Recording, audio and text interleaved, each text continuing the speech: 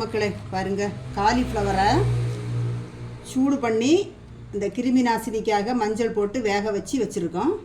இது வந்து ஃப்ரை பண்ண, இது வந்து கூட்டு வைக்கிறதுக்கு என்னென்ன இது பண்ணுவோன்னு வீடியோ போடுவோம்.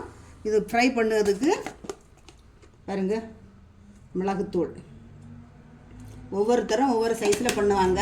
நாங்கள் வந்து இது மஞ்சள் தூள் ஏற்கனவே போட்டிருக்கிறதுனால கொஞ்சோண்டு சேர்க்குறோம்.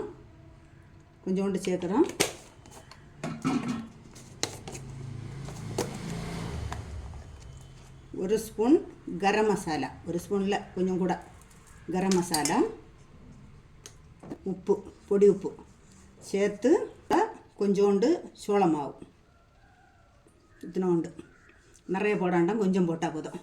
போட்டு பாருங்கள், இப்படி விரைவிக்கணும்.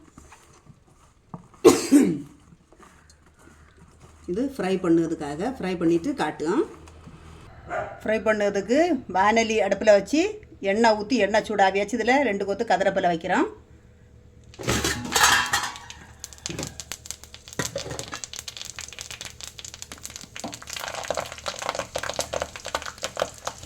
இது ஈஸியான மெத்தடில் பண்ணலாம், பார்த்துருங்க. சூப்பராக இருக்கும். ஒவ்வொருத்தரும் ஒவ்வொரு சைஸில் பண்ணுவாங்க. நாங்கள் இப்படி பண்ணுவோம். வேக வச்சதுக்கு அப்புறம் எடுத்து காட்டுவோம்.